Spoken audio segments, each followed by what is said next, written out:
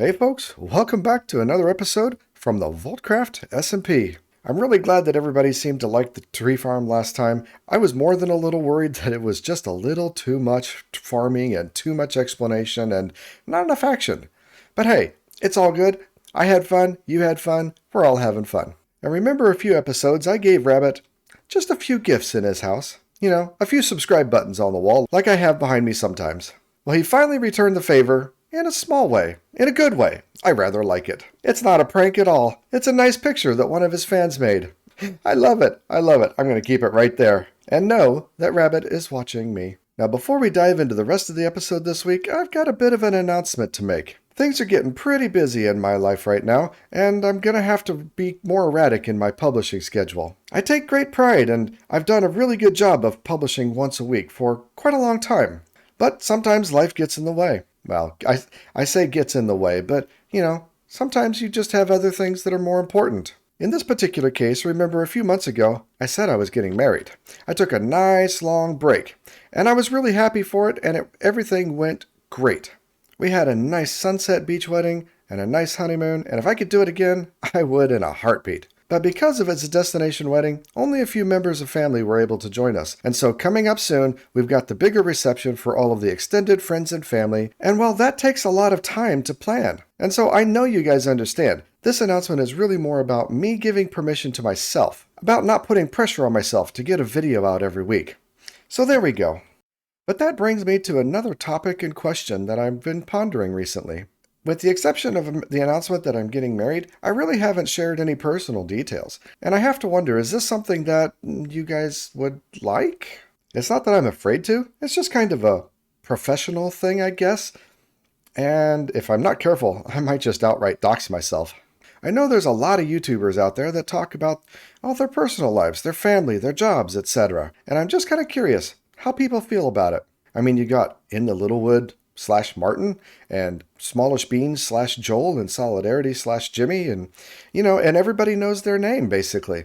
You see their face all the time, you hear about the dogs and cats and whatnot, maybe their families and wives and kids and, you know, I don't know, it just seems to become more and more of a normal thing for creators to be sharing that kind of information. So anyway, leave a comment down below. Let me know how you feel about that kind of sharing. I feel like on the one hand, it might make everybody feel a little more closer and more connected, but on the other hand, it's the internet.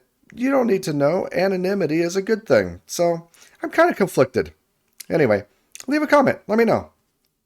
Now on to some actual Minecraft stuff. A few weeks ago, I took the power mod with Hoodie because I had some experience in it from the last season. And so I've been working on a power generator down here in my basement, just building it up slowly over time because we haven't really had any need for it. But I log in today and I've got a couple mechanism pieces connected to the power supplies, so it seems like there's actually starting to be a need for it now. It's not a very good setup, obviously. I just built this just to be able to make the materials that are necessary in order to keep upgrading the power mod. And I haven't really talked about it because, well, this is in the dingy, dirty basement of the mushroom that I don't ever show that often.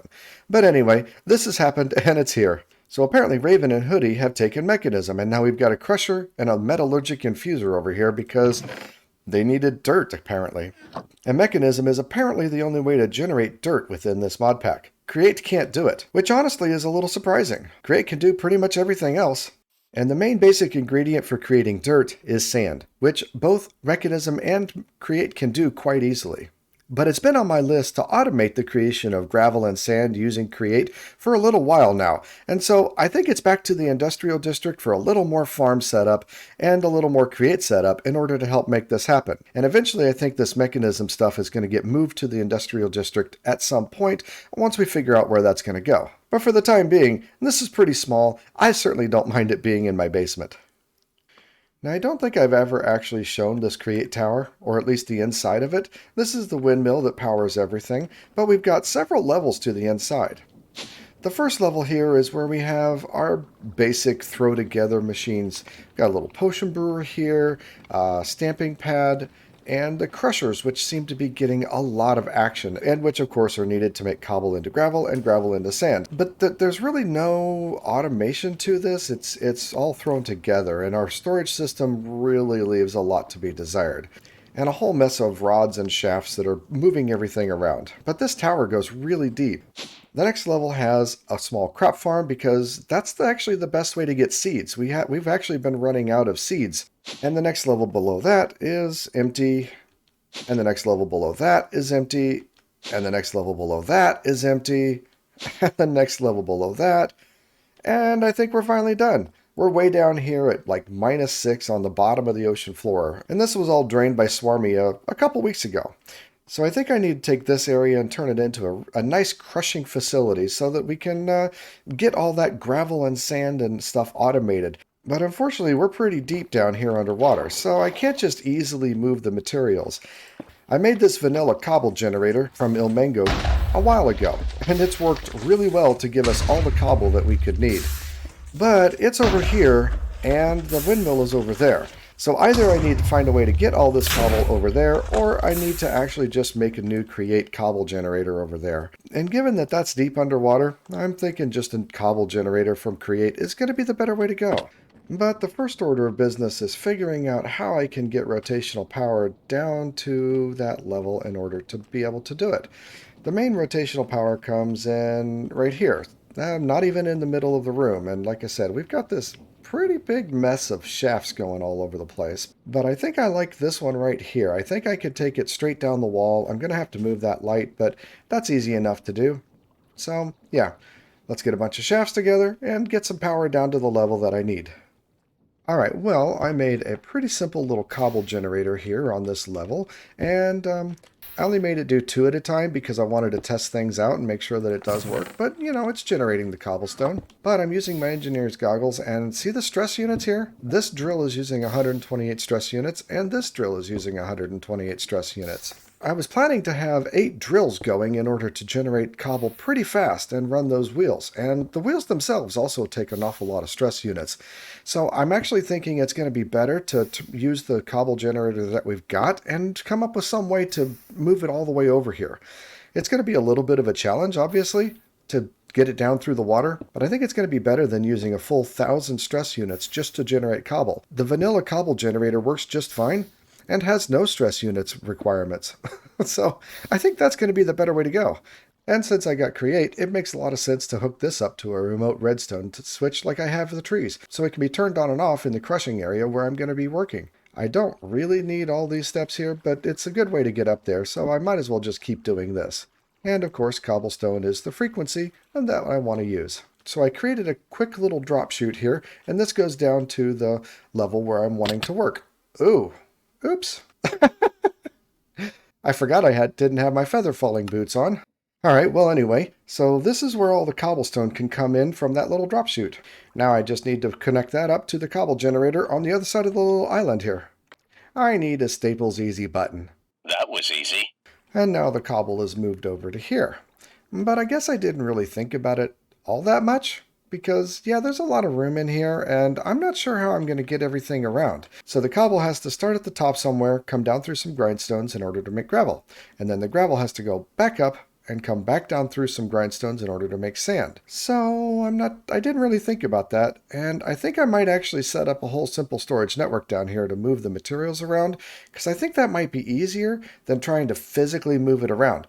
And if I had thought about that in the beginning, I probably would have decided that it's just easier to connect up a cable all the way over to the cobble generator instead of actually moving all the cobble over via this ice road. But, oh well, that's how things go sometimes. Moving on. Well, it had to happen. It had to happen. I go to try to put the other one on, and it's just all stressed out. That's not even the right direction, but you get the idea. The tree farm was just fine, but adding all these crushing wheels? Nope, that's not fine at all, and I'm going to have to take and make that windmill bigger. I kind of knew it had to happen sooner or later. Okay, that's a bit of a problem too. I kind of forgot about how to do that, I guess. But yeah, this is spinning a whole lot faster, and it's making everything get stressed out a whole lot more easily. So I need to, first of all, attach the rest of the windmill that I've expanded on. And secondly, I guess I need to gear it down even more. There's some gearing inside this tower, and I'll have to figure out how to make it gear down even more, I suppose. I mean, look at how fast these wheels are spinning at 832 stress units each.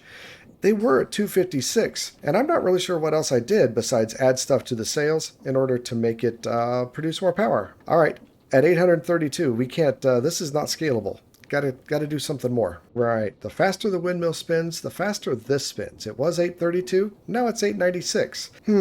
All right, back to the drawing board. There we go, 8192. I think that is the max amount of stress that we can get from the windmill.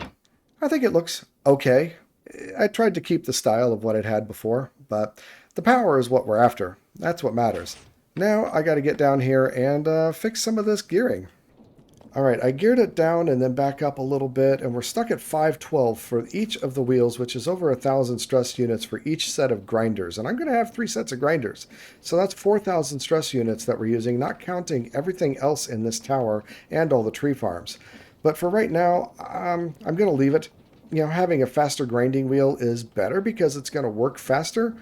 And unfortunately, down below here, this tree farm is just going crazy. That's going to have to be changed at some point. And out here, the tree farm has just gotten all overgrown because I had everything stopped while it was working.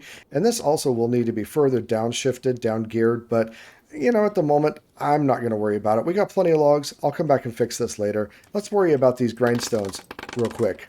But, yep, I think that looks okay.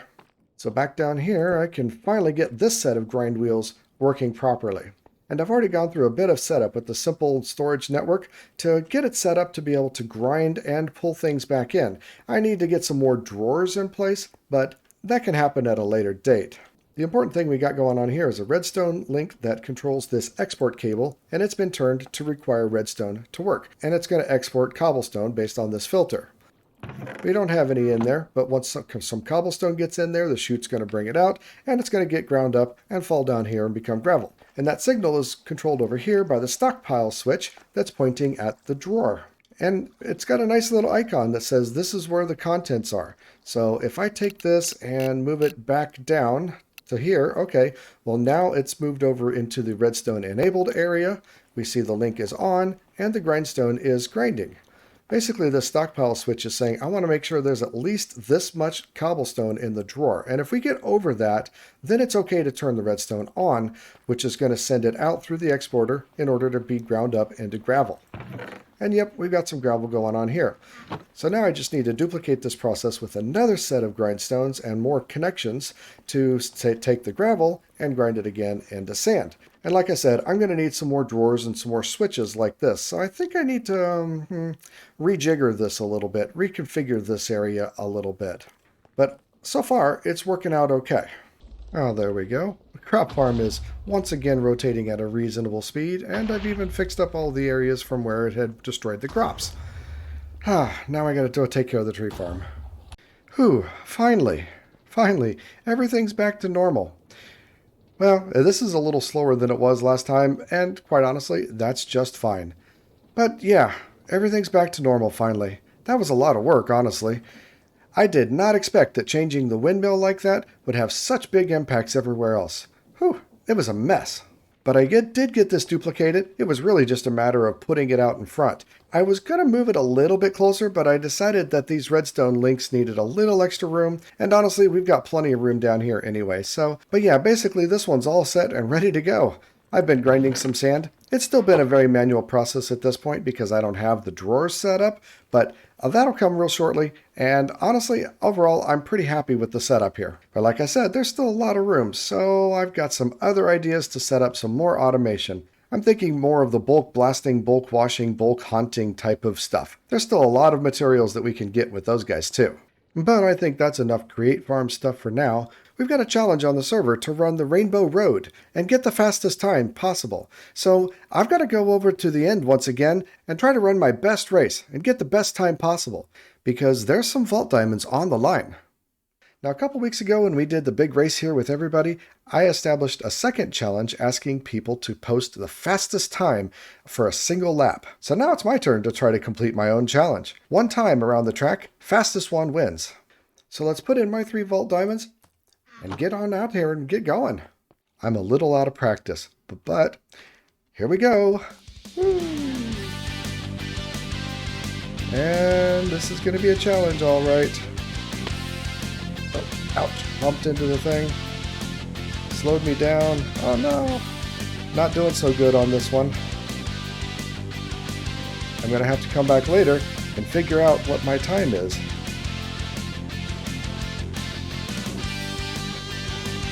So far, this is more like bumper boats than any race, honestly.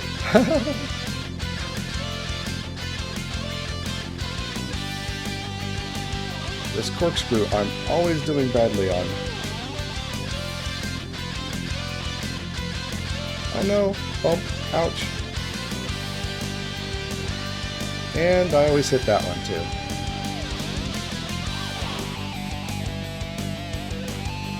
Trying to go around the inside here, but those vector plates, it does not work. Ah! Moving on. We got to thread the needle with those vector plates, and barely did it. Ah, bouncing around like a pinball here. Don't fall into the void. Ah. Hugging the wall here. That seems to be a good little strategy.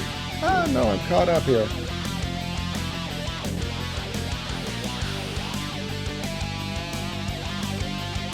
I am not so good at boat racing, quite honestly. I'm really surprised I did as well as I did in the first race.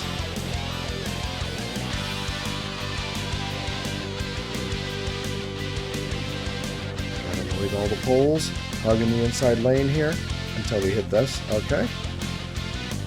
And we've got a vector plate right here that pushes us backwards. Missed that. Good. And I'm back to hitting all the poles again. Straight on through, missed the blindness trap, and another pole into the water. The boat breaks. I gotta capture it. Gotta wait till it gets up there. I should have had another boat in my inventory, honestly. There we go. And I'm over the finish line. So, alright, I checked the time in the video editor and we came in at 2:25. Not such a good time. I knew it wasn't a very good race, but at the same time, it's number 1. Let's see if I can do better. Alrighty, attempt number 2 underway. See, we didn't get a very good start there. That's rather annoying. It like stops me. You know what I mean? Oh, there we go. Oh, managed to miss that. This'll not be good. Okay. Hug the inside over here until we get to the end. Bump. We keep hitting the bumps. Moving on around. Missed this blindness plate. Hit the... Oh, ouch. That was really bad. Hit the vector plate backwards. That was really bad. That's probably going to ruin this run. I'm up on... This is so hard, this corkscrew. Because I keep getting up on top of the rails. Okay. Bump. That's no good. And I'm going to hit that vector plate again because I'm hugging the same side. But it generally works pretty good. It generally works pretty well. Let's keep on going. Oh, nope. I keep bouncing between the vector plates there. Again, bouncing between the vector plates. Hugging this side seems to work pretty well. Oh, no, I don't want to fall into the void there. This is going to be a bad run overall, I'm afraid. Okay. Doing better around the pillars here. Oh, going backwards. That's not good.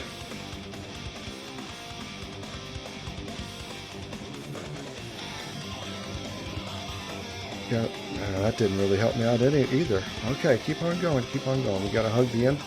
Hug the side over here. This worked pretty well last time until I hit that again.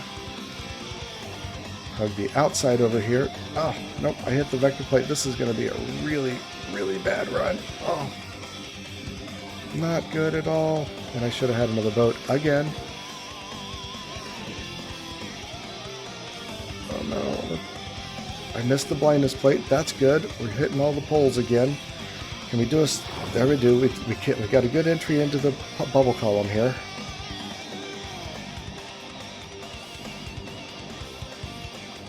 Bubble. Get the boat. Get over here. No, this is going to be bad, really bad. But we did it. Okay. Yeah, boy, as I expected, it was not really good at all.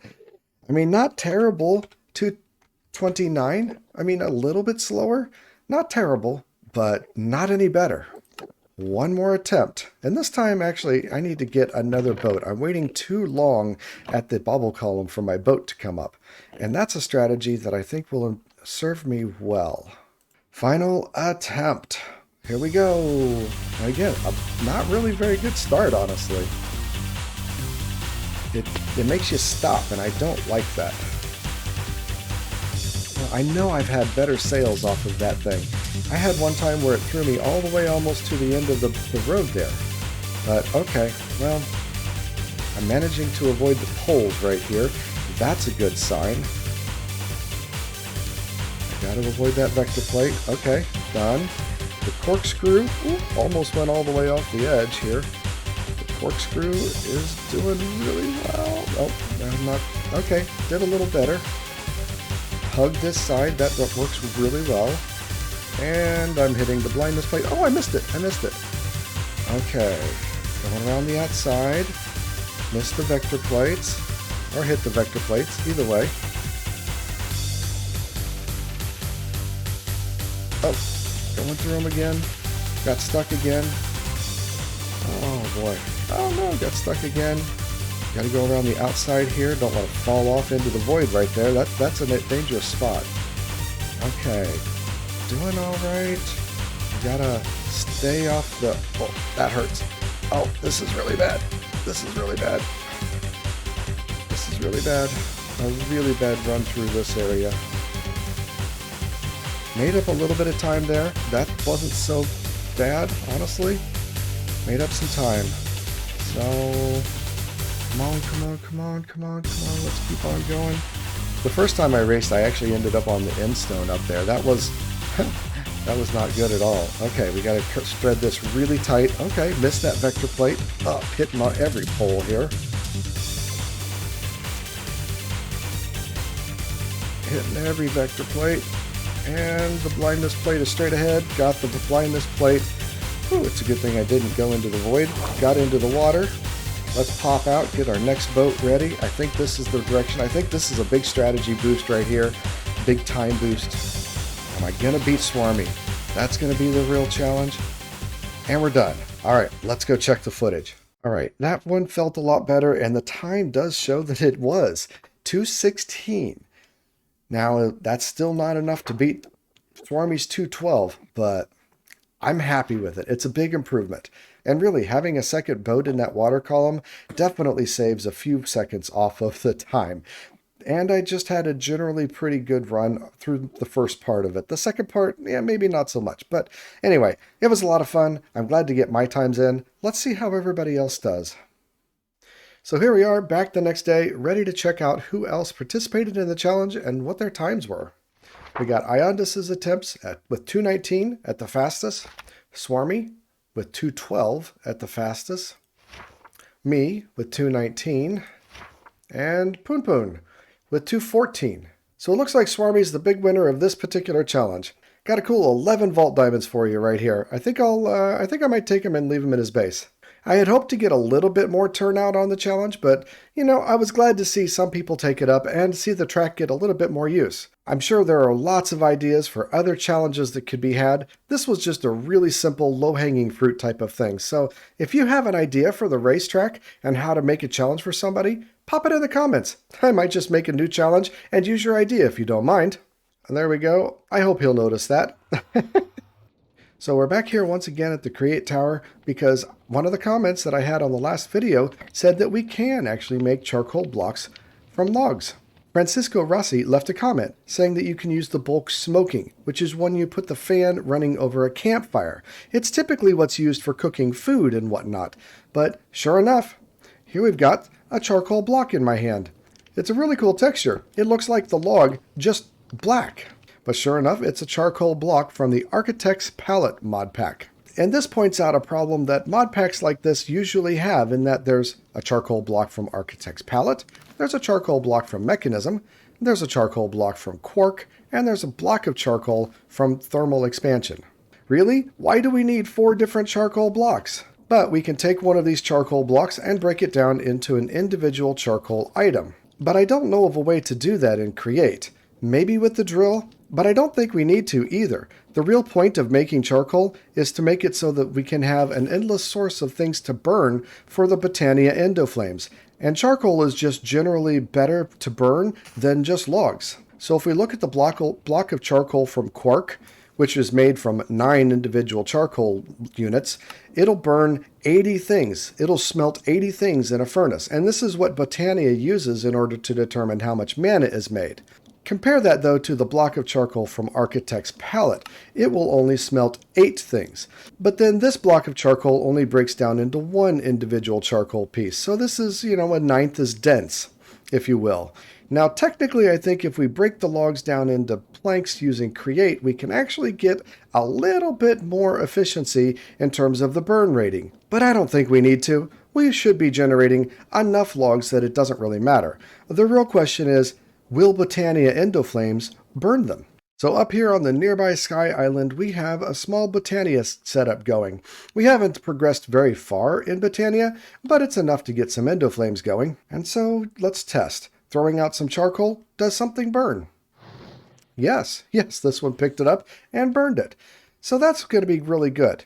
We just need to actually separate out the logs from everything else, because I don't think the smoker will destroy the items like the bulk smelter does. But regardless, this is definitely a good step, and thank you so much for the suggestion. This is one of the things that I love about audience comments.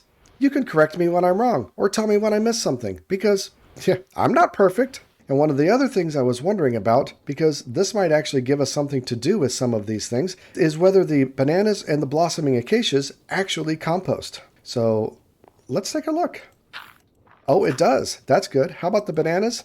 They do too. So nice. I can put all of those through a composter and maybe any leaves or saplings that we have left over and get bone meal out. Not that we really need bone meal, but it's all about efficiency sometimes. Or at least it satisfies my OCD. The sticks, however, can't be bone mealed, so we'll just have to drop all the rest of the logs in front of the smoker thing and maybe all the sticks into some lava. So nice. Phase 4 is a go. Well, my crazy spaghetti conveyor belts just got a little bit more crazy and spaghetti-like. I've got these 2 funnels set up to suck up all of the logs and then all of the compostables, and everything else will go into here where I'll have some lava. I could put a smart chute directly underneath the conveyor belt and it would work just fine, but a brass funnel into a regular chute is a little bit more friendly on the resources. Smart chutes, well, they're a little expensive. And one of the other interesting things is that when it comes to composters, you can't put a chute into a composter or out of it. They have to be regular old hoppers. The really important part is going to be making sure that only the things that we want to be picked up by these funnels do get picked up by the funnels. The slot up front that highlights is really useful when there's only one thing that you need to worry about. But this filter, it lets you have a whole bunch of different things. And it has a really nice interaction with the JEI. So I can just drag an item directly from the JEI. I can drag it out of my inventory too, but I don't have to have all of the different log types in my inventory. I can just pull them straight from the JEI, which is really handy. So all of the logs go there, and this one's for all the compostables, which is mostly the saplings, but also the bananas and the acacia blossoms.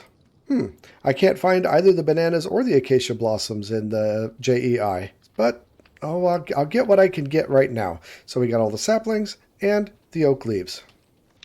And lastly, a bit of lava down there just to ruin everything else. And hope I never accidentally fall into that. So nice, another project done and in the books. It's that time again for comments on the wall, and I'm really happy to have the comments, so thank you so much for leaving them. So first up we have John King saying, "Thanks, I was just trying to work out how to farm leaves. Excellent video." Hey, if it helped you out, I consider that to be a big success. I'm so glad that it helped. And next we have Francisco Rossi, who we talked about before, and gave me the suggestion for using a campfire to smoke the logs into charcoal blocks. Thank you so much for the suggestion. I was really disappointed that it didn't work out and I couldn't show it. So thanks for helping fix that video, and I hope the people who saw the last one will catch this one in order to catch that little tip too. Well, there we go. Another episode all done and dusted. That was a bit more farm intensive than I intended, but we got a break there in the middle by running the race.